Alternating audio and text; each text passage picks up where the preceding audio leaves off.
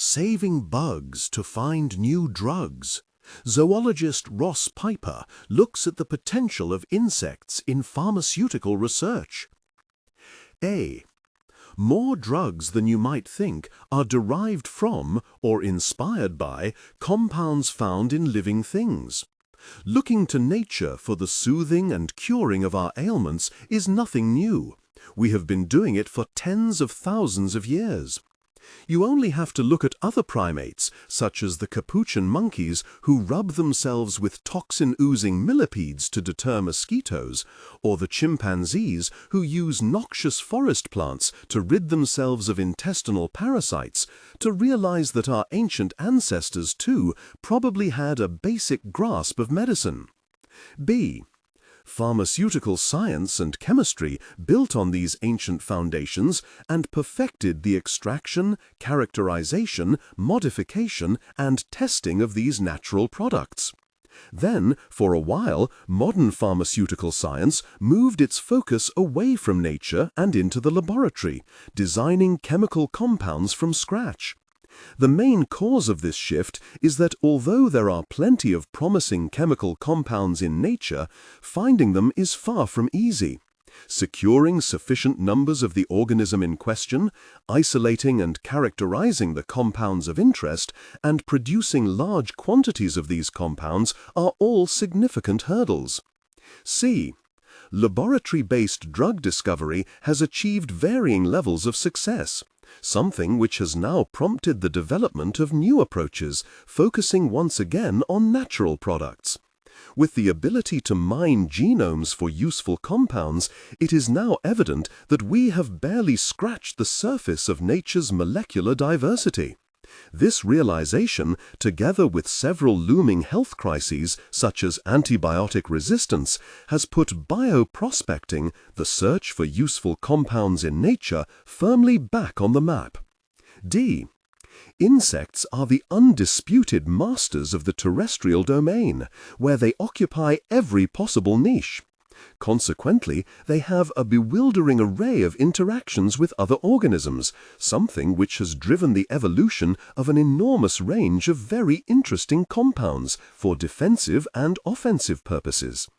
Their remarkable diversity exceeds that of every other group of animals on the planet combined.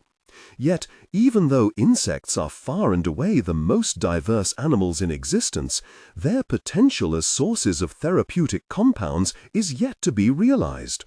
E. From the tiny proportion of insects that have been investigated, several promising compounds have been identified. For example, alloferoln, an antimicrobial compound produced by blowfly larvae, is used as an antiviral and anti-tumor agent in South Korea and Russia. The larvae of a few other insect species are being investigated for the potent antimicrobial compounds they produce. Meanwhile, a compound from the venom of the wasp, Palobia paulista, has potential in cancer treatment. F. Why is it that insects have received relatively little attention in bioprospecting? Firstly, there are so many insects that, without some manner of targeted approach, investigating this huge variety of species is a daunting task. Secondly, insects are generally very small, and the glands inside them that secrete potentially useful compounds are smaller still. This can make it difficult to obtain sufficient quantities of the compound for subsequent testing. Thirdly, although we consider insects to be everywhere, the reality of this ubiquity is vast numbers of a few extremely common species.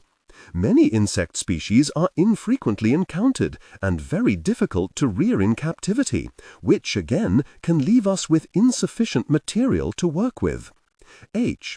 My colleagues and I at Aberystwyth University in the UK have developed an approach in which we use our knowledge of ecology as a guide to target our efforts. The creatures that particularly interest us are the many insects that secrete powerful poison for subduing prey and keeping it fresh for future consumption. There are even more insects that are masters of exploiting filthy habitats, such as feces and carcasses, where they are regularly challenged by thousands of microorganisms. These insects have many antimicrobial compounds for dealing with pathogenic bacteria and suggesting that there is certainly potential to find many compounds that can serve as or inspire new antibiotics. H. Although natural history knowledge points us in the right direction, it doesn't solve the problems associated with obtaining useful compounds from insects.